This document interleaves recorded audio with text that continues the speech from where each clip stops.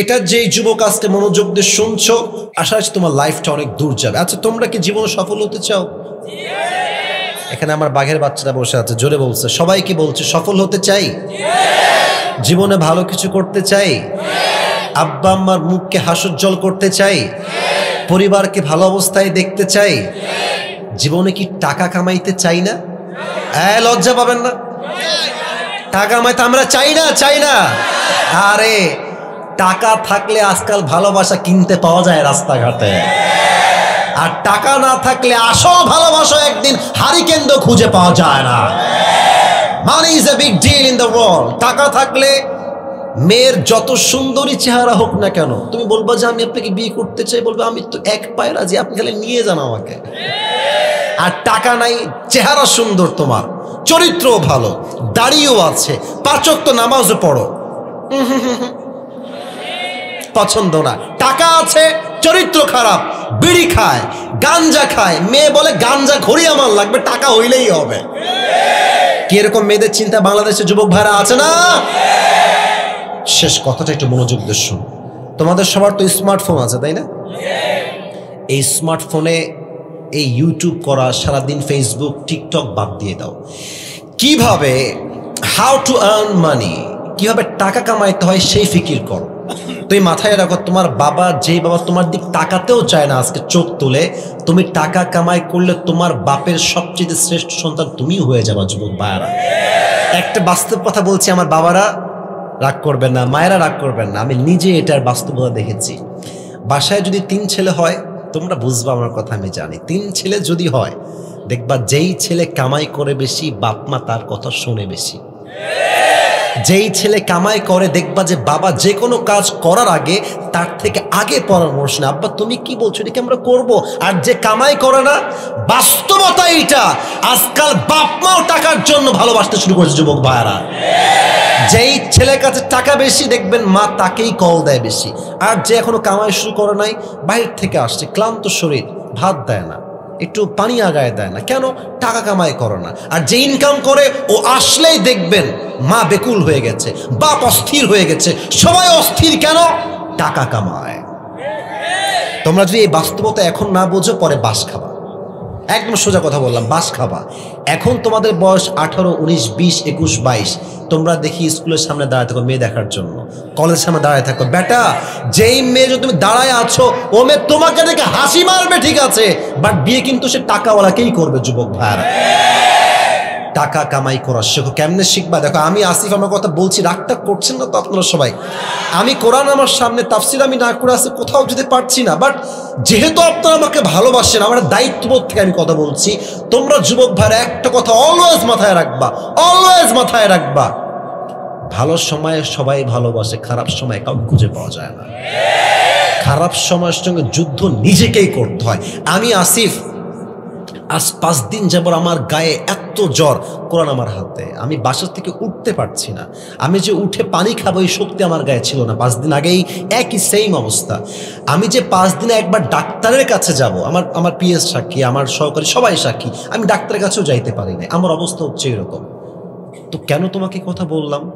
যখন তোমার মাথায় দায়িত্ব থাকবে, পরিবার, সংসার, নিজের দায়িত্ব, মানুষের দায়িত্ব, দেখবা আল্লাহ তোমাকে নিজেই হারাম কাজ থেকে বাঁচাই দিবে।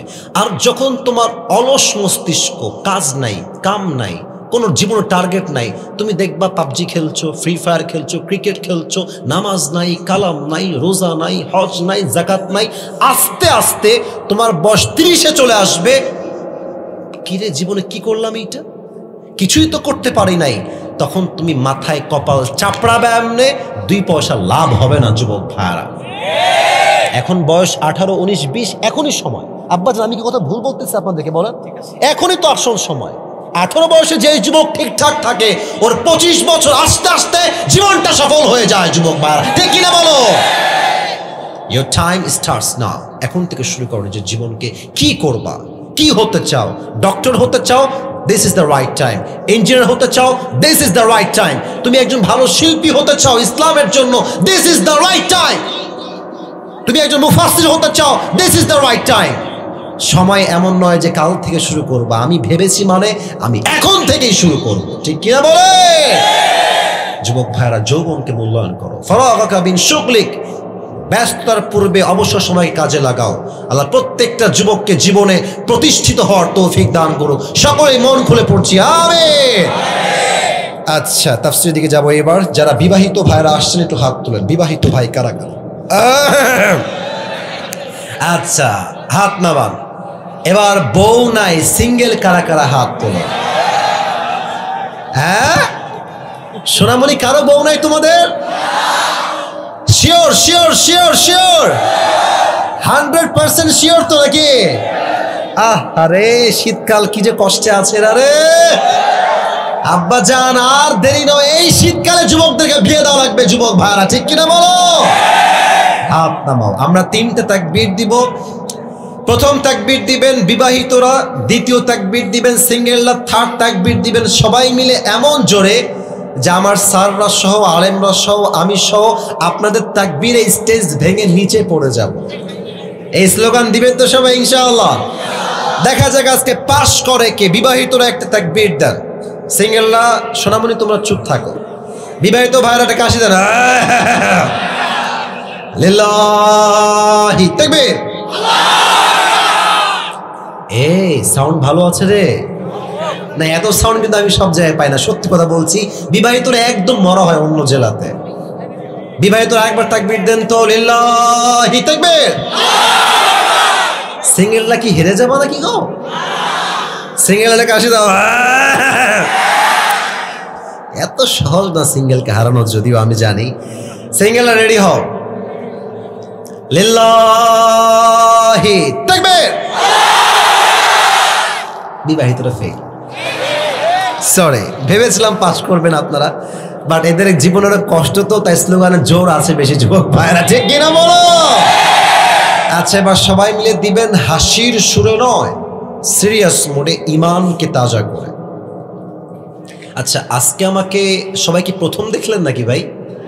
মানে সরাসরি প্রথম দেখেছেন তাই না সবাই? আচ্ছা, দেখা যাক আপনার স্লোগান। এটার থানার নাম কি গো? পাঁচবিবি, আর জেলা হচ্ছে জয়পুরহাট। আচ্ছা, পাঁচবিবি মানে কিন্তু 5 বউ রাখা জায়েজ নাই কিন্তু। আবার পাঁচবিবি মানে যে 5 বউ রাখবেন তা নয়। ইসলামের সর্বোচ্চ বউ রাখবেন কয়টা? এত সহজ না 4টা বিয়ে করা। একটা খাইলেই তো বাস খেয়ে জীবন শেষ হয়ে যায় রে ভাই। অনেকে তো আমরা একটা বই তো সামনে 2 বউ কেমনে আমরা রাখবো? যুবক ভাইরা ঠিক কিনা বলো?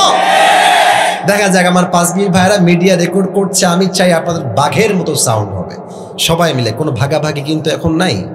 লিল্লাহি তাকবীর। আল কোরআনের আলো, আল হাদিসের আলো, কোরআন হাদিস যেখানে, আলেম ওলামা যেখানে, জয়পুরহাটবাসী যেখানে, পাঁচবিবিবাসী যেখানে, আল্লাহ তাআলা কবুল করো। সকলেই মন খুলে পড়ছি আমিন। তাফসীর করতে চাই একটা অ্যানাউন্সমেন্ট বা ঘোষণা দিয়ে। আমি আপনাদের জন্য আজকে বিশেষ একটা গিফট নিয়ে আসছি। আমার পরিধান করা একটা টুপি নিয়ে আসছি হাদিয়া দেওয়ার জন্য। যে কোনো একজনকে দিব, নিবেন নাকি? ये हर किसी को मिलने वाला नहीं है, ये नसीब की बात है, सिर्फ एक इंसान को मिलेगा। যে কোনো একজন পাবে, but there is one condition. একটা শর্ত আছে। শর্ত কি? শর্ত হলো, এখন যেখান থেকে তাফসীর পেশ করা হবে, আপনি চাইলে আপনার স্মার্টফোনে লিখতে পারেন যে আমি কি কি বলছি, অথবা আপনি চাইলে কাগজে কলমেও লিখতে পারেন। Not a big deal, no problem at all. লিখে রাখেন, শেষে গিয়ে আমি বলবো এই কে পারবে, দাঁড়িয়ে যাও। দাঁড়াবেন, প্রশ্ন করব, উত্তর দিবেন। টুপি ইটস ফর ইউ, এটা আপনার জন্য হয়ে যাবে। রাজি আছেন তো ইনশাআল্লাহ? আমি পড়াই দেব মিডিয়ার সামনে। লিল্লাহি তাকবীর। মনোযোগটা বাড়ায় দেন। আমার হাতে যে কিতাবটা আছে, কিতাবটার নাম, এটা রাস কায়েম হোক এই দেশে। আমি অজু ঢুকে যাচ্ছি একদম কোরআনে। কেউ কথা বলবেন, ডানের বাইরে কথা বলো না। এই রাস কায়েম হোক এই দেশে, আমরা চাই না? আচ্ছা, আপনারা হজ করতে কেউ গেছেন, এরকম কেউ কি আছেন হজ করতে মদিনায়, উমরায়? আচ্ছা, মাশাআল্লাহ মাশাআল্লাহ, হাত নামান। মাশাআল্লাহ, ওনারা গেছেন, মাশাআল্লাহ। আমিও গেছি। কেন বলছি এই কথা? মদিনায় যখন আপনি যাবেন, দেখবেন যে মদিনায় ঢুকলেই মনে হবে আপনি একটা জান্নাতের বাগানে ঢুকে গেছেন।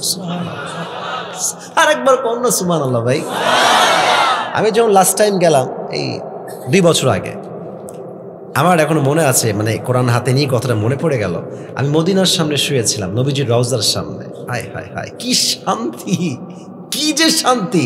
তো মূল মেসেজ কি দেখেন, আমার আইফোন, আমার অ্যান্ড্রয়েড ফোন, মানে এক্সট্রা ফোন রাখি মাঝে মাঝে, কাজের জন্য রাখা হয়, আমার বুকের এখানে রেখে ঘুমিয়েছি। টাকা, মানি ব্যাগ, ওয়ালেট, কাগজ, আপনার রিয়াল সব ওখানে রাখা বুকের সামনে। আর আমি ঘুমিয়ে আছি নবীজির রওজার সামনে। সারা রাত পার হয়ে গেছে, ঘুমাই আছে আমি, আল্লাহর বান্দা সব আমার সামনে। ঘুম থেকে উঠে দেখছি যেমন ছিল ঘুমানোর আগে তেমন ভাবে সেখানেই রাখা আছে। আর আপনি বাংলাদেশে আন্ডারপ্যান্ট রেখে ঘুমাবেন, দেখবেন আন্ডারপ্যান্ট ঘুম থেকে উঠে না। This is our country. ভাত আনতে লবণ চুরি হয়ে যায়, যুবক ভাইরা, ঠিক কিনা বলো? তো ওখানে কেন চুরি হয় নাই? এর কারণ ওখানে কোরআনের রাজ একটা কায়েম আছে। কি কায়েম? ওয়াসারিকু ওয়াসারিকাতু ফাকতাউ আইদিয়াহুমা জাযাআন বিমা কাসাবা নাকালাম মিনাল্লাহ। যে চুরি করবে হাত কেটে দাও। ইসলামের কথা, কোরআনের কথা। আচ্ছা দেখেন, আমার নাম হচ্ছে আসিফ, তোমার নাম কি গো? আরিফ। আরিফের আজকে আমি মাহফিল থেকে যাওয়ার সময় ঠ্যাং কেটে ফেললাম, ঠ্যাং, এক কোপে ঠ্যাং কেটে ফেললাম। আচ্ছা এখন আমাদের জয়পুরহাটের যেই জেলার যে আদালত আছে না? আচ্ছা বিচার হবে, কি বিচার হবে জানেন? মনে করেন বিচার হলো এরকম যে আসিফ হুজুরের নামে মামলা হবে যে তার ঠ্যাং কেটে দিয়েছে। আদালতের সিস্টেম হলো যে আসিফ হুজুরের জরিমানা হচ্ছে 1 লাখ টাকা আর হচ্ছে 10 মাসের জেল, ফর এন এক্সাম্পল, উদাহরণ হিসেবে। আচ্ছা, একটা জিনিসের ওজন ঠিকঠাক আছে কিনা এটা মাপার জন্য আমরা কি ব্যবহার করি? দাড়ি পাল্লা। বলেন সবাই, কি পাল্লা? আচ্ছা তাহলে দেখেন, ডান বাম, ডান দিকে আপনি রাখবেন আরিফের একটা ভাঙা ঠ্যাং, বুঝতেছেন কথা? বিচার করতে হবে তো, আপনার তো ঠ্যাং লাগবে। আচ্ছা, আর বাম দিকে আপনি রাখেন 10 মাসের জেল আর 1 লাখ টাকা। ওজন দেন তো, সমান সমান হবে নাকি? আরে বোঝেন নাই, সমান হবে? হবে না। আচ্ছা আপনি আরো বাড়ান, আচ্ছা যান 2 লাখ দেন আর জেল দেন 2 বছর। এবার এদিকে রাখেন 2 বছরের জেল আর রাখেন হচ্ছে 2 লাখ টাকা, আর এদিকে আরিফের ভাঙা ঠ্যাং, সমান সমান হবে? এই কোরআনের রাজ যদি কায়েম হয় কি বিধান হবে? মান হাকামা বিহি আদালা। এই কোরআন দিয়ে যে বিচার করবে সেই ইনসাফ ভিত্তিক বিচার করবে। সুবহানাল্লাহ পড়ে সবাই। এই কোরআন বলছে কেউ যদি তোমার ঠোঁট কাটে, ঠোঁটের বদলে ঠোঁট, নাক কাটলে নাকের বদলে নাক, চোখ কাটলে চোখের বদলে চোখ, কান কাটলে কানের বদলে কান, জান নিলে জানের বদলে জান। এবার আপনি কি করবেন? আরিফের ঠ্যাং আমি কাটছি, আপনি আমার ঠ্যাং কেটে দেন। এবার ওর ঠ্যাংটা ডান পাল্লায় দেন আর আমার ঠ্যাংটা বাম পাল্লায় দেন, টান দেন, দেখবেন 2 পাশে সমান সমান হয়ে গেছে।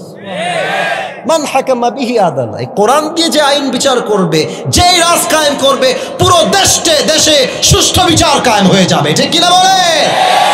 এটা হচ্ছে সেই কোরআন। এই কোরআন থেকে আমরা তাফসীর শুনতে চাই। আজ আমাদের আলোচনা আমরা যেখান থেকে করবো এটা হচ্ছে 30 নম্বর পারার প্রথম সূরা। সূরাটার নাম হচ্ছে সূরাতুন নাবা। শুনতে চাই সবার থেকে, সূরাটার নাম কি? সূরাতুন নাবা। এই তো সাউন্ড ভালো, মাশাআল্লাহ। আচ্ছা আপনারা কি চান এই মাহফিলটা ঐতিহাসিক হয়ে থাক? চাই না?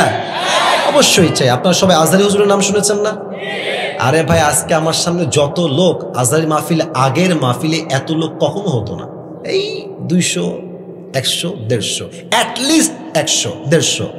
তো তার ওয়াজ আজকে যেই পরিমাণ দেশের মানুষ শোনে, সে যদি দেশে ফিরে আসে এখন মাহফিল করার জন্য, এমন কোনো মাঠ নাই যে মাঠে আজহারের শ্রোতার জায়গা দেওয়া সম্ভব হবে। জয়পুরহাটের ভাইয়েরা, একদিনে হয় নাই। It's a matter of time.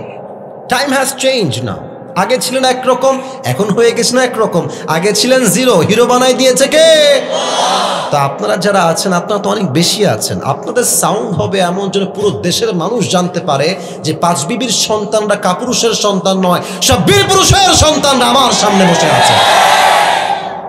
30 নম্বর পারা। কত নম্বর পারা? মাশাআল্লাহ। সূরাটার নাম হচ্ছে সূরাতুন নাবা। বলেন সবাই, কি নাম?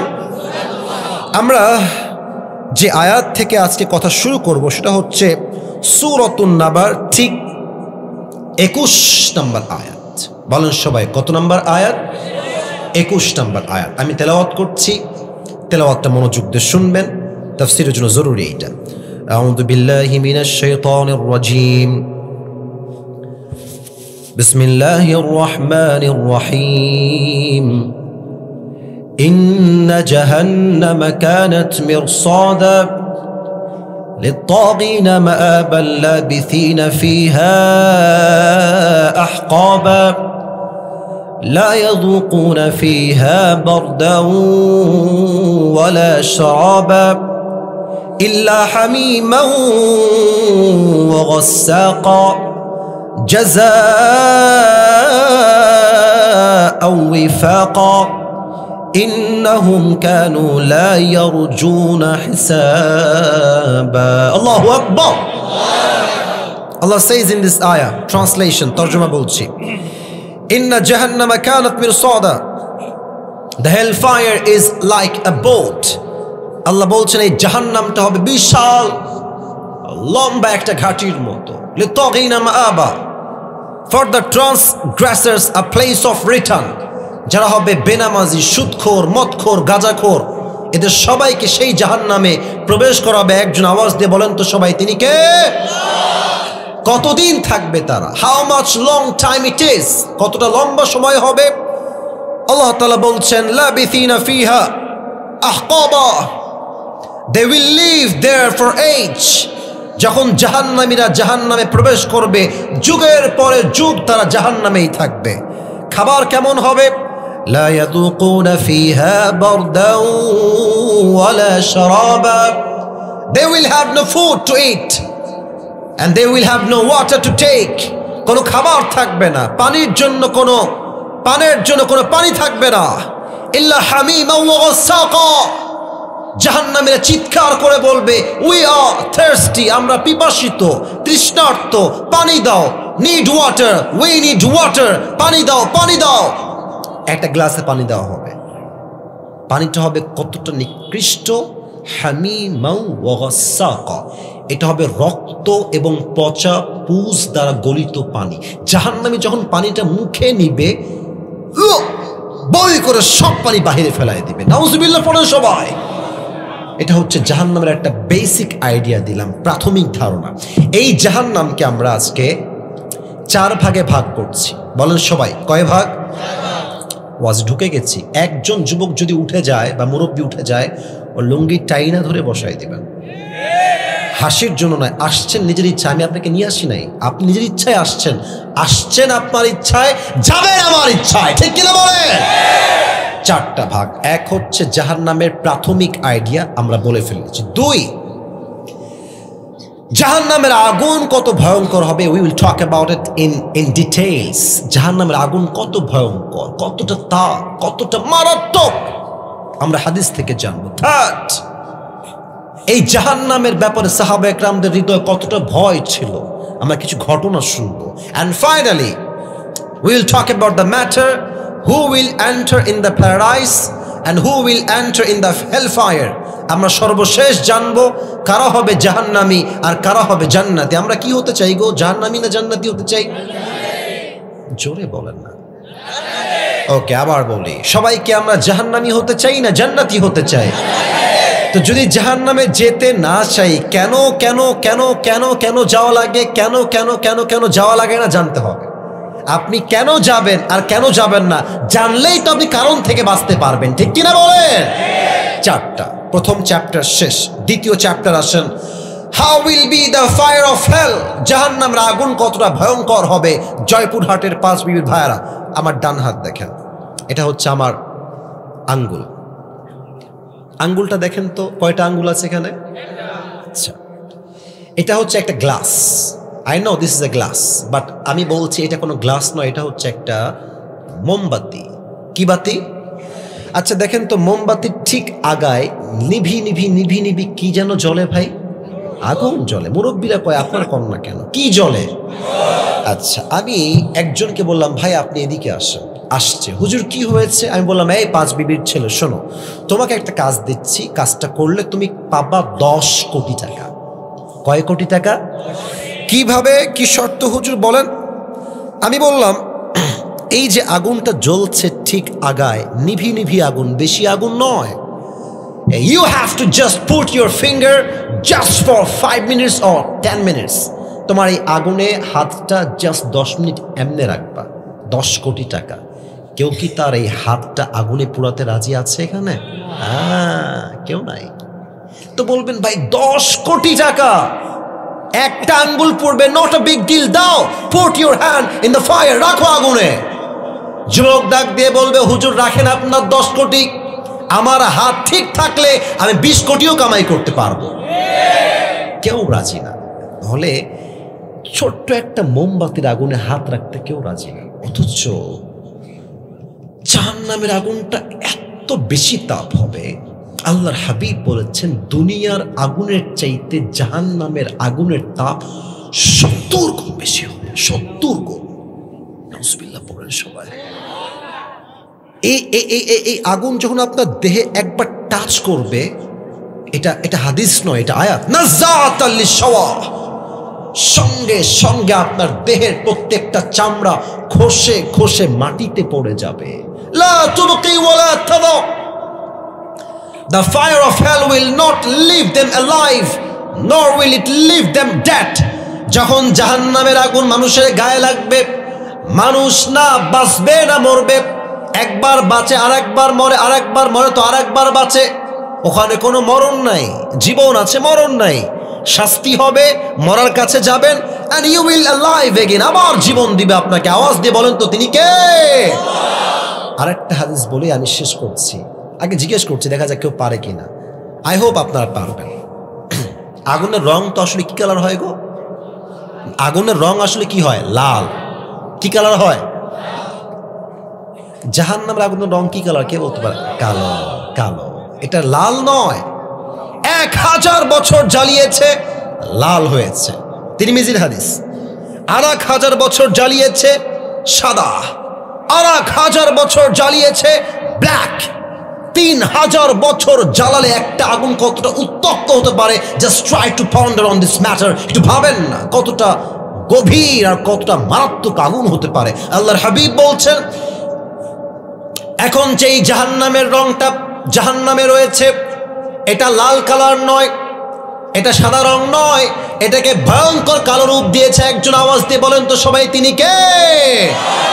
This is the fire of hell and the color of this is black। এটা কালো রঙের জাহান্নামের আগুন। এবার আসেন 3 নাম্বার ঘটনা বলছি হাদিস থেকে, একটা যুবক ডান বাম হবেন না। এই ঘটনা এই পুরো দেশকেই চেঞ্জ করবে বলে আমার বিশ্বাস। তো বলছি থামেন থামেন, আমি লেট মি এক্সপ্লেন, আমি একটু ব্যাখ্যা করছি কেমনে কিনলাম। উনি বলছেন যে মূলত আপনি যেই মাসে আমাকে টাকা দেন, প্রতি মাসে মাসে টাকা দেন, ওই টাকাটা জমিয়ে জমিয়ে জমিয়ে জমিয়ে কয়েক মাসের টাকা বাঁচিয়ে আমি আমার সন্তানের আবদার পূরণ করার জন্য কয়েক টুকরা শাড়ি বাজার থেকে ক্রয় করে নিয়ে এসেছি। খান, হালাল। একটা প্রধানমন্ত্রী প্রথম হিসাব কি দেখছেন, যেটা হালাল না হারাম? প্রথম হিসাব আমি যে খাবো এটা হালাল না হারাম? খান, এটা হালাল, আপনার টাকার কামাই, এটা খান। আবু বকর খেয়েছে। হাদিস তো শেষ হয় নাই, হাদিস এখনো শেষ হয়নি। সারিদ খেয়ে সোজা সংসদ ভবন পার্লামেন্টে গিয়েছে। মন্ত্রী, এমপি, রাষ্ট্রের সমস্ত দায়িত্বশীল ব্যক্তিকে ডেকে এক জায়গায় করেছেন। সবাই তো অবাক হয়ে গেছে, হঠাৎ করে এরকম ডাক কেন দিয়েছেন তিনি? কি ব্যাপার, কি হয়েছে সবার? বলছে, ইয়া খলিফাতুল মুসলিমিন, কি হয়েছে আপনার? এত জরুরি তলব কেন করেছেন সবাইকে? আপনি একই টাইমে সবাইকে হাজির হতে হবে কেন? বলছে, তোমরা আমায় কত বেতন দাও জানো? বলছে, স্যার এই বেতনটা আপনার জন্য সরকারি কোষাগার থেকে দেওয়া হয়। বলছে, এখনই এই মুহূর্তে আইন পাশ করো যে প্রধানমন্ত্রী বেতন এত টাকা নয়, আরো কম দিতে হবে। উনি এই কথা বলায় এমনি তাকায় আছে সবাই, মানে কি? বেতন তো এমনিতেই কম, আরো কম কেন হবে? আবু বকর ডাক দিয়ে বলছে, আমার বউ আমাকে সারিদ খাওয়াইছে আজকে বাঁচিয়ে বাঁচিয়ে টাকা। এর দ্বারাই প্রমাণ হয়ে গেছে আমি আবু বকরের সংসার এর চাইতেও কম টাকায় চালানো সম্ভব। আমার টাকা কমায় দাও, জাহান্নামের আগুনকে আমি চুল পরিমাণ বরদাস্ত করতে পারবো না। সুবহানাল্লাহ। একটা সারিদের টুকরা খেয়েই তার মাথায় হুঁশ চলে আসছে। আমাদের দেশের মন্ত্রী নেতারা একটা দিন পদ পেয়ে কয়েকশো কোটি টাকার মালিক হয়ে গিয়েছে। যুবক ভাইরা, এদেশের যত মন্ত্রী আছে, নেতা আছে, যত রকম মেয়র আছে প্রত্যেকটা হৃদয়ে যদি আবু বকরের মতো ভয় ঢুকে যায়, এই দেশটা সোনার দেশ হয়ে যাবে যুবক ভাইরা, ঠিক কিনা বলো? আমাদের পাশের দেশ ইন্ডিয়া, আমাদের দেশ থেকে মাত্র 3 থেকে 4 ঘন্টা দূরত্বে আছে মালয়েশিয়া। কি ভিআইপি কান্ট্রি, দেখেন না আপনি ইউটিউবে লেখেন মালয়েশিয়া। আজহার সাহেব তো মালয়েশিয়াতে থাকেন তাই না? দেখেন না আপনি ইউটিউবে, কি সুন্দর কান্ট্রি। আমাদের পাশের থেকে মাত্র 4 ঘন্টা লাগে বিমান যাইতে, কত উন্নয়ন তাদের। বাট আমরা 1971 সাল থেকে নিয়ে শুরু করে এই অবধি চুরি ডাকাতি করতে করতে করতে করতে ঋণ বাড়াইতে বাড়াইতে পুরো দেশটাকে এরা দেউলিয়া বানাই দিয়েছে যুবক ভাইরা, ঠিক কিনা বলো? আচ্ছা, আমি এটা কি পরে আছি, পাঞ্জাবি না জুব্বা? হ্যাঁ, বুঝে গেছেন ভাই আমার। বলেন তো একবার, পাঞ্জাবি না জুব্বা? আচ্ছা, আমার আব্বাজান পাঞ্জাবি পরে আছে। একটা জিনিস বোঝায়, হাদিস বলবো তো তাই বোঝাচ্ছি না, বলতাম না। জুব্বা দেখবেন এই পায়ের টাকনু পর্যন্ত যায়, আর পাঞ্জাবি হচ্ছে হাঁটু বরাবর আসে। যেগুলো শর্ট পাঞ্জাবি ওগুলো হয় হাঁটুর উপরে, আর যেগুলো লং পাঞ্জাবি এগুলো হয় হাঁটুর নিচে। তাহলে জুব্বা হয় লম্বা না শর্ট? লম্বা। আর পাঞ্জাবি হয় লম্বা না শর্ট? হাঁটু পর্যন্ত হয়। কি হাদিস! আল্লাহু আকবার। আমি আসিফ কি, আমাদের তো কিছুই নাই। আমি সাহাবীদের জীবন পড়লে বুঝি যে আমরা জান্নাত পাবো কেমনে। আমি নিজেকে মিলাই, কি জীবন তাদের। আমি আসিফের কয়টা জুব্বা ভাই আমাকে গুনে বলতে হবে, ওয়াল্লাহি, অহংকার না, বাস্তবতা। আমার কয়টা ঘড়ি আমাকে গুনে বলতে হবে, কয়টা টুপি আমার কয়েক লাখ টাকা টুপি বাড়িতে আছে। আস্তাগফিরুল্লাহ। আমাদের সাজসজ্জা শৌখিনতা কত বেশি, আর সাহাবা একদম কত নরমাল জীবন। আল্লাহু আকবার। ওমর ফারুক খুতবা দিচ্ছেন জুমার মেম্বারে, খুতবা, একজন দাঁড়িয়ে গেছে মাঝখান থেকে, এই ওমর, তোমার জুব্বা এত লম্বা কেন? তোমার জুব্বা এত লম্বা কেন? তুমি কি রাষ্ট্র টাকা মেরে খেয়েছো? ওমর, একজন লোক খুতবার মাঝে দাঁড়িয়ে বলছে, প্রধানমন্ত্রীকে বলছে। আরে ভাই, আমাদের দেশের প্রধানমন্ত্রী বহুত দূরের কথা, চেয়ারম্যানকে কথা কেউ বললে ওর পিঠের চামড়া একটাও থাকবে না যুবক ভাড়া বাংলাদেশে। ওমর এই কথা শুনে very silent, very keep quiet, চুপ, ঠান্ডা মাথায় বলছে, ভাই আমি বলছি আমার জুব্বা লম্বা কেন হয়েছে। যখন জবাব দিবেন, তার সন্তান ছিল আব্দুল্লাহ ইবনে ওমর, দাঁড়িয়ে বলছে, এই ভাই চুপ থাকেন, আমার জবাবটা আমি দিচ্ছি আমার বাবার পক্ষ থেকে, আপনি চুপ থাকেন, আমি বলছি জবাবটা কি হবে। ডাক দিয়ে বলছে, ভাই আমার, প্রত্যেক বছর রাষ্ট্রের পক্ষ থেকে আমার জন্য একটা জামা, বাবার জন্য একটা জামা দেওয়া হয়, মোট 2টা জামা। বাট এই বছর যেই জুব্বা আব্বা পেয়েছেন সেই জুব্বা হালকা শর্ট হয়ে গিয়েছে, তো উনি চাইলে শর্ট জুব্বা বাদ দিয়ে নতুন একটা জুব্বা কিনতে পারতেন না? বুঝে না মনে হয়। আমি প্রধানমন্ত্রী, আমি চাইলে এই জুব্বা বাদ দিয়ে নতুন জুব্বা কিনতে পারি কি পারি না বলেন? হ্যাঁ, কেনেন নাই। উনি কি বলছেন, আব্বাজান, আব্বাজান তোমার যে জুব্বাটা তুমি পেয়েছো ওটা নিয়ে আসো তো তুমি। তা আব্দুল্লাহ তার জুব্বা নিয়ে আসছে। তাহলে কি হলো ব্যাপারটা? এটা হচ্ছে অমরের জুব্বা, দেখেন জুব্বার নিচে ছিঁড়া অর্থাৎ শর্ট। এটা হচ্ছে আব্দুল্লাহর জুব্বা, লম্বায় ঠিকঠাক। তো হাদিসটা বোঝাচ্ছি টিস্যু দিয়ে কেন, আপনি প্র্যাকটিক্যালি বুঝবেন। অমর বলছে, আব্বা তোমার এই জুব্বার নিচে থেকে দর্জির কাছে কেটে নিয়ে আসছো এই গোল রাউন্ডটা, এই রাউন্ডটা কেটে নিয়ে এসে আমার জুব্বা যে শর্ট হয়ে গেছে না, এখানে তালি লাগায় দাও। সুবহানাল্লাহ পড়লে না তো, তালি লাগাও, তালি তালি তালি লাগাইছে। তো আগে তো এমনিতে মোটামুটি একটু লম্বা শর্ট মিলে আছে, আবার লাগাইছে তালি, তাই লম্বা হয়ে গেছে। তো অমরের ছেলে বলছে, আব্দুল্লাহ বলছে, এই ভাই, আমার বাপ রাষ্ট্রের 1 পয়সা মেরে খায় নাই, বরং আব্বা প্রমাণ করেছে রাষ্ট্রের টাকা যে মেরে খাবে তার জাহান্নামের আগুনটা অজীব হয়ে যাবে। যুবক ভাইরা, শর্ট জুব্বাকে লম্বা করে টাকনুর নিচে ঝুলে গেছে, জুব্বা পড়ে আছে। নতুন জুব্বা কেন কিনে নাই? একটাই কারণ, জাহান্নামের আগুনের ভয়। কারে কয় জাহান্নামের আগুনের ভয়?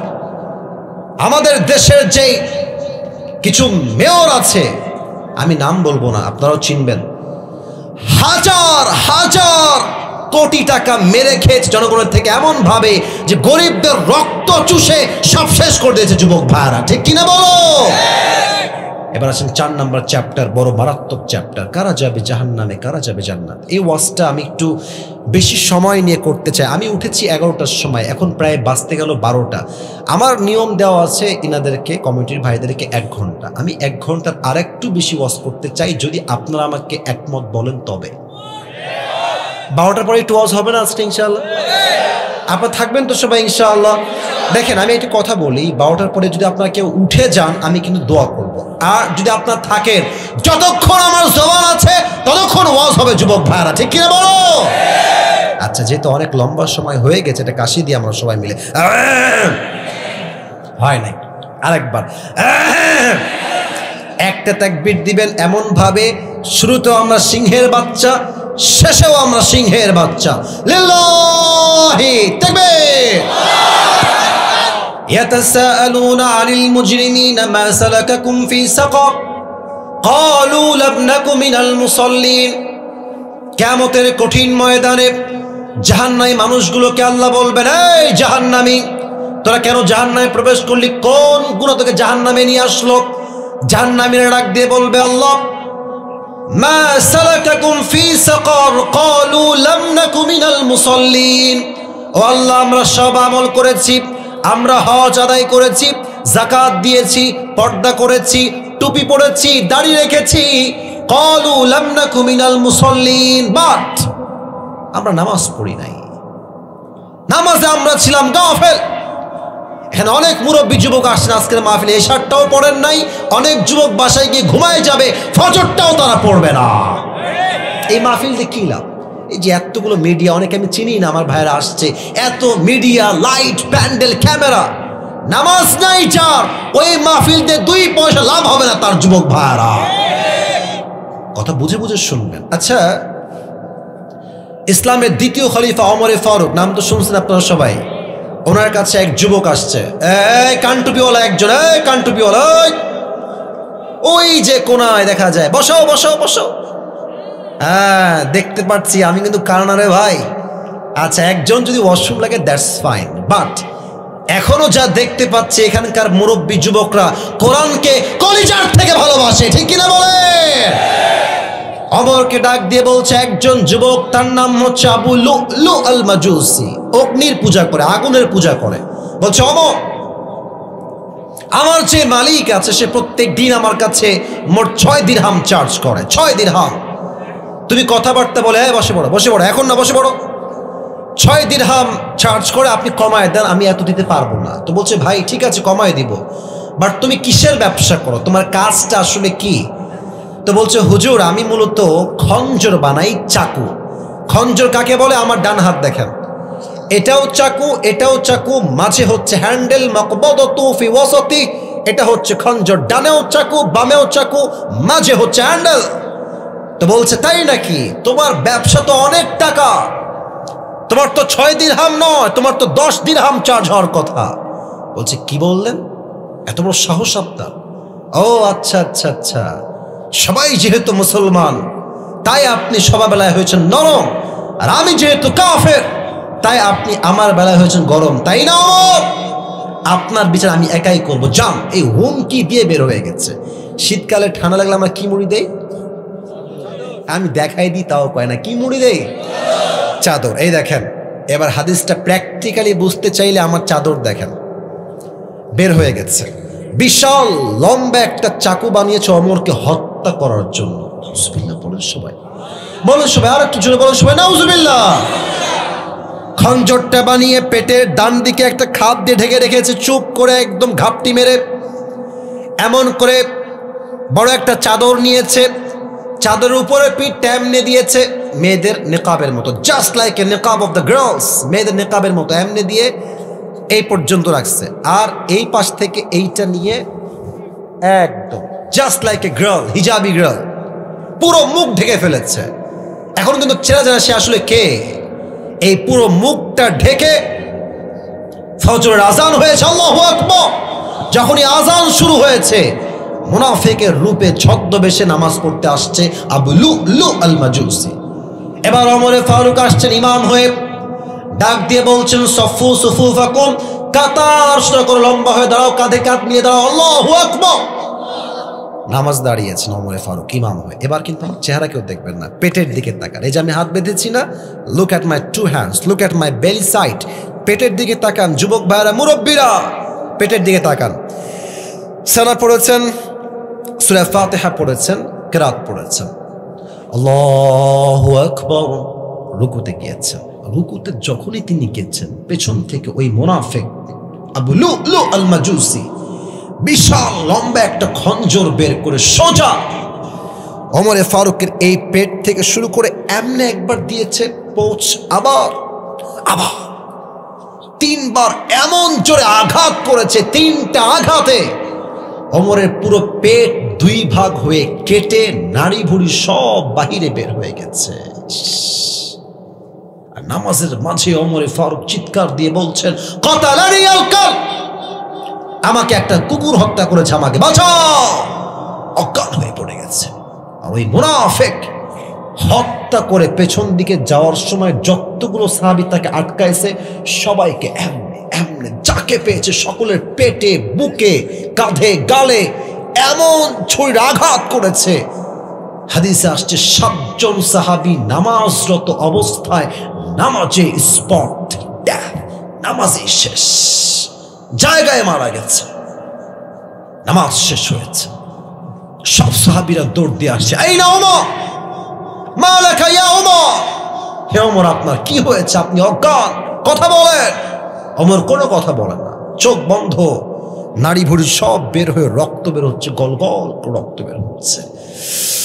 সাহাবা একরাম ডাক দিয়ে বলছে, এই না তবিব, ডাক্তারগুলো আজকে কোথায়? দ্রুত দ্রুত সবাই চলে আসো, ওমরকে বাঁচাইতে হবে, ওমর হয়তো বা শেষ হয়ে যাবে, বাঁচাও বাঁচাও, ওমরকে বাঁচাও। সব ডাক্তাররা দৌড় দিয়ে আসছে। এসেই ওমরের পিঠে হাত দিয়ে হালকা করে তার পিঠ এখান থেকে নিয়ে হালকা করে তুলছে এবং পানির একটা গ্লাস বা বোতল নিয়ে এসে তার ঠোঁটটা হালকা ফাঁকা করে তার ঠোঁটে পানি দিয়েছে কয়েক ফোঁটা। পানি যখন ভেতরে দিয়েছে, এই গলা দিয়ে পানি নেমে, বুক দিয়ে পানি নেমে পুরো পেট এতটা কেটে গেছে, সবগুলো পানি পেট দিয়ে গলগল গলগল করে বাহিরে বের হয়ে গেছে, একটাও পানি ভেতরে থাকে নাই। ডাক্তাররা বলছে পানি দিয়ে it will not work for him, এটা তার জন্য হবে না, দুধ নিয়ে আসে। সবাই মিলে দুধ নিয়ে আসছে, ওমরকে তুলে তার দুই মুখ হালকা হা করে দুধ দিয়েছে। দুধ গলা দিয়ে নেমে, বুক দিয়ে নেমে, নাভি দিয়ে এমন ভাবে কেটে গেছে দুই পেট দুই দিকে, দুধগুলো সব পেট দিয়ে গল গল করে বাহিরে মাটিতে গড়ে গড়ে পড়ে গেছে। এই দৃশ্য দেখে সাহাবা একরাম বুঝে গেছে শেষ, সব শেষ। অর্থ জাহানের খলিফা Omar Farooq is going to die very soon, শেষ হায়াত, আর বাঁচানো সম্ভব নয়। সব সাহাবীর চোখে পানি পানি পানি। এক সাহাবী দূর থেকে দেখছে, হঠাৎ করে ওমর ফারুক রাদিয়াল্লাহু তাআলা আনহু চোখটা হালকা করে খুলেছে। Look at my eye, look at my eyes, a very little bit, একদম ছোট্ট করে চোখটা একটু খুলেছে। এক সাহাবী দূর থেকে দেখে দৌড়ে আসছে, মা লাকা ইয়া ওমর, মা লাকা ইয়া ওমর, মা লাকা ইয়া ওমর, হে ওমর কি হয়েছে আপনার, আপনি কি ঠিক আছেন কিনা ওমর? ওমর কোনো কথা নাই, জাস্ট ইঙ্গিত করছেন, তোমার কানটা আমার ঠোঁটের কাছে নিয়ে আসো, কানটা ঠোঁটের কাছে নিয়ে আসো। ওই সাহাবী দৌড় দিয়ে এসে কানটা ঠোঁটের কাছে লাগিয়ে দিয়েছে। হি ওয়াজ থিংকিং লাইক দিস, যে ওমর ফারুক হয়তো আমাকে বলবেন, এই সাহাবী। ইন্তেকালের দিনে আম্মাজান ফাতেমা রাদিয়াল্লাহু তাআলা আনহা ঘরের মাঝে বসে আছেন। আমরা রুটি বানানোর আগে কি বেলি? আগে আটা। কি বলেন সবাই? আটা। তো দেখবেন যে আটায় যখন পানি দেন এরকম গোল হয়ে যায়, তাই না? এটাকে আমরা খামির বানাই, খামির বলি এটাকে, আটা। তো উনি খামিরগুলো এরকম গুনতেছেন এমনে এমনে। আর আলী আসছে ঘরে, এসে দেখছে যে ফাতেমা রুটি বানাচ্ছে ফর হার হাজব্যান্ড, বাট তার দুই চোখ বেয়ে পানি পড়ছে, দুই চোখেই পানি। আলী বলছে, Fatema what happened, why you are crying, তুমি কাঁদছো কেন ফাতেমা? এই হাদিসটা দিল থেকে শুনলেন। ফাতেমা বলছে, আলী বলছি তোমাকে কারণটা কি। কারণ জানো, আজ শেষ রাতে তাহাজ্জুদের সময় আমি আমার প্রিয় নবীজিকে স্বপ্নে সাক্ষাৎ করেছি। সুবহানাল্লাহ না পড়লে আমি হাদিসটা বলে একদম শান্তি পাবো না। পড়েন না, আর একবার পড়েন সবাই সুবহানাল্লাহ। আলী বলছে, wow, that's a good news. তুমি আব্বাকে দেখেছো, তোমার তো কপাল ভালো। প্রিয় নবীকে সাক্ষাৎ করেছো স্বপ্নে, কপাল তোমার ভালো। বলছে, আলী কপাল তো ভালো, বাট কি দেখলাম তা তো শুনলাম না। বলছে, বলো কি দেখেছো। ফাতেমা ডাক দিয়ে বলছে, আলী দেখলাম বিশাল বড় একটা মাঠ, কালো অন্ধকার রাত। আমার আব্বাজান মাঠ দিয়ে হাঁটছে না, কি যেন হাত দিয়ে খুঁজতেছেন, এমনে এমনে এমনে খুঁজতেছেন। আব্বাজান, মা আলাকা, আপনার কি হয়েছে, আপনি কি খোঁজেন? বলছে যে, আরে ফাতেমা তুমি। আমি তো আমার কলিজার টুকরা মেয়ে ফাতেমাকে খুঁজে বেড়াচ্ছিলাম। বলছে, আব্বা এই তো আমি আপনার কাছে চলে আসছি, বলেন কি হয়েছে আব্বাজান। নবীজি বলছে, ফাতেমা দুনিয়ার কয়দিন থাকবা, আসো, কাম টু মি, আমার কাছে আসো, দুনিয়ার থাকার কোনো প্রয়োজন নাই, চলে আসো দুনিয়া থেকে আমার কাছে। এই কথা শুনেই ফাতেমা ঠাস করে ঘুম থেকে উঠছে। আরে স্বপ্নে কি দেখলাম, ব্যাখ্যাটা শোনেন, মুরব্বীরা শোনেন, যুবকরা স্বপ্নের ব্যাখ্যা বোঝো। তোমার যদি আব্বা মারা যায়, মা মারা যায়, বন্ধু মারা যায়, তুমি দেখছো স্বপ্নে যে তোমার বন্ধু কবর থেকে বলছে, বন্ধু আমি বড্ড একা কবরে, তুই চলে আয় আমার কাছে। মা বলছে, বেটা আমি অনেক কবরে একা রে, তুই চলে আয় আমার কাছে। বাপ বলছে, বেটা তুই চলে আয় আমার কাছে, আমি বড্ড একা হয়ে আছি। এই হাদিস, এটার ব্যাখ্যা আসছে স্বপ্নে যে এর মানে হচ্ছে your হায়া is going to over, you don't have a long time to live in this world. আপনার হায়াত হয়তো বেশি একটার বাকি নাই, হয়তো যাওয়ার সময় ঘনিয়ে এসেছে। আচ্ছা, আপনার আমার স্বপ্ন বৃথা হতে পারে, ভুল হতে পারে, বাট নবী যাকে ডাকে কবরে যাওয়ার জন্য, এটা কি ভুল হইতে, এটা কি ভুল হইতে পারে? পারে পারে পারে। এই কথা শুনে আলী আর কান্না থামাইতে পারছে না। আলীও দুই চোখ দিয়ে ছড়ছড় করে কান্না। ডাক দিয়ে বলছে, ফাতেমা কয়েকদিন হয়ে গেল, প্রিয় আল্লাহর হাবিব বিদায় নিয়েছেন, আমার প্রিয় শ্বশুর আব্বাজান বিদায় নিয়েছেন। তুমি যদি আবার চলে যাও, আমি কাকে নিয়ে বাঁচবো, আমার সান্ত্বনা কাকে নিয়ে আমি পাবো? কাঁদছে। তো ফাতেমা বলছে, আলী কেঁদো না, কুল্লু জাদীদিন বাল, প্রত্যেক নতুন জিনিস পুরাতন হয়ে যায়। কুল্লু জাদীদিন কুল্লু হাইয়িন মাইয়িত, প্রত্যেক জীবন্ত মানুষ একদিন মৃত হয়ে যায়। এবং আমার বিশ্বাস, আমি এক এমন স্বামীর স্ত্রী হতে পেরেছি, আমার কপালটা আল্লাহ সুন্দর করে দিয়েছে। সুবহানাল্লাহ বলেন সবাই। তবে হ্যাঁ, তোমাকে মৃত্যুর আগে আমি 3টা নসিহত করতে চাই। বলেন সবাই, কয়টা? হ্যাঁ, শুনি নাই, শেষ হাদিস, বলেন সবাই কয়টা? 1, আমি যখন মারা যাব মাথায় রেখো, তোমার বউ হিসেবে সব খেদমত করতে পারি নাই, আল্লাহর ওয়াস্তে আমাকে তুমি মাফ করে দিও, কোনো অভিযোগ রেখো না। 2 নাম্বার কথা, এটা মুরব্বীরা একটু বুঝেন, আমাদের বউ যারা আছে, এই খবরদার, আমি থাকতে তুমি কোনোদিন দ্বিতীয় বিয়ে করতে পারবা না। ইভেন বলবে, তুমি আমাকে ওয়াদা করো, হাতে হাতে রাখো। কি ওয়াদা জান, কি হয়েছে বলো? বলছে, আমি মরে গেলে তুমি জীবনে কোনদিন বিয়ে করবে না, আমাকে ওয়াদা করো। কিরকম মেয়ে বাংলাদেশে আছে না, মানে স্বামীর দ্বিতীয় বিয়ে সে জীবনেও সহ্য করবে না। ওয়াদা করো, আমি মরলে তুমি সারা জীবন কুমার থাকবা, জীবনে আর বিয়ে করবা না। স্বামী বলে, বাপ মাফ চাই, আমি বিয়ে করব না। তো এক স্বামী, এক চালাক ছিল, একটা স্বামী চালাক। তো বউ বলছে, আমি মরে গেলে তুমি কি করবা, তুমি দ্বিতীয় বিয়ে করবা? স্বামী বলছে, अगर तुम मर जाओगे तो मैं तो पागल हो जाऊंगा, তুমি মরলে তুমি পাগল হয়ে যাবো জান, তোমার কাছে আমার জীবনটাই বৃথা। तो वो बोलते, ये मरने की बात छोड़ो, पागल होने की बात छोड़ो, तुम दूसरी शादी तो नहीं करोगे ना, तुम দ্বিতীয় বিয়ে করবে না তো আবার? তো স্বামী বলছে, ভাই আমি তো পাগল হয়ে যাব, আর পাগল যা মন চায় তাই করতে পারে। তো ফাতেমার কথা শোনেন, এটা আমি হাসির খোরাক দেনি, বুঝাবার স্বার্থে বললাম। ফাতেমা বলছে, আলী আমি যদি মারা যাই, একটা নসিহত না, একটা তোমাকে নসিহত করছি। কি ওসিয়ত?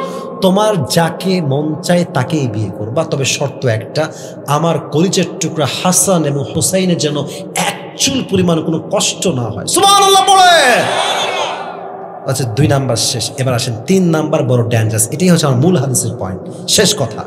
বলছে, আলী আমি যখন মারা যাব, আমার খবর কারো কানে যাবে না, তুমি হবা আমার জানাজার ইমাম, মুসল্লি হবে 2 জন, এক হচ্ছে হাসান আর এক হচ্ছে হুসাইন, আর কেউ আসবে না। এবার আলী বলছেন না, এটা তো সম্ভব না, সব মানবো, এই নসিহত এই ওসিয়ত মানতে প্রস্তুত নই। তুমি নবীর একমাত্র কলিজার টুকরা মেয়ে ফাতেমা, তোমার জানাজায় সবাই আসবে, সবাই পড়বে, এটাই তো আমাদের আকাঙ্ক্ষা। বলছে খবরদার, কেন বলবা না? একটাই কারণ, আমার আব্বা আমাকে এমন ভাবে পর্দার আদেশ দিয়েছেন যে আমি ফাতেমার বয়স যতদূর পর্যন্ত আমি বেঁচে ছিলাম, আরে ভাই গায়ের রং তো দূরের কথা, ফাতেমা কি মোটা না চিকন আজ অব্দি কেউ মদিনার বা মক্কার আজ করতে পারে নাই। তার বোরকার সাইজ এত ঢিলা ঢালা ছিল। ইভেন যতদিন সে বেঁচে ছিল তার দেহের চামড়া কালো ফর্সা না শ্যাম, কোন সাহাবী আজ পর্যন্ত চুল পরিমাণ আজ করতে পারে নাই। সুবহানাল্লাহ। এবং তিনি এতটা ঢিলে ঢালা বোরকা পরতেন যে তার ঢিলে ঢালা বোরকা দেখলে বোঝা বড় দায় ছিল যে ফাতেমা কি লম্বা নাকি শর্ট নাকি মাঝারি সাইজের, ফাতেমা কি চিকন না মাঝারি না মোটা। তার বোরকা এত ঢিলে ঢালা, কেউ দেখলে তার লজ্জায় মাথা নিচু হয়ে যেত। আল্লাহু আকবার। আর আজকালকার মেয়েরা এমন ভাবে রাস্তায় হাঁটে, এতটা বেলাজার মতো হাঁটে গ্রামগঞ্জে। রাগ করবেন না, দেখবেন গ্রামগঞ্জে কিছু মেয়েরা আছে, পুকুরের পার আছে না, মানে পুকুরের পার, কথা না বলে ওয়াজ হবে না, কি পার, পুকুরের পার আছে না আপনাদের সবার? দেখবেন যে পুকুরের পারে কিছু মেয়ে এত বেলাজা, বুঝছেন, এখানে হয়তো বা নাই, অন্য জায়গায় থাকতে পারে, গোসল করে ভিজে থাকে। প্রত্যেকটা মুরব্বী যুবক দেখলে ঈমানও নষ্ট হয়, চরিত্র নষ্ট হয়ে যায়। যুবক ভাইরা, এই সমস্ত মেয়েদেরকে আল্লাহ ফাতেমার চরিত্রে চরিত্রবান হওয়ার তৌফিক দান করুক। সকলেই মন করে পড়ছে আমিন। জাহান্নামে যাওয়ার মোট 3টা কারণ পেলাম। এক, বেনামাজি হওয়া, আর মেয়েদের জন্য 2টা কারণ। এক হচ্ছে স্বামীর অবাধ্য হওয়া বা অকৃতজ্ঞ হওয়া, 2 হচ্ছে পর্দা করা এমন ভাবে যেই পর্দার কোনো মূল্য নাই, যেই পর্দা করলে যুবকদের ঈমান এবং চোখ 2টাই নষ্ট হয়ে যায়। ঠিক কিনা বলো?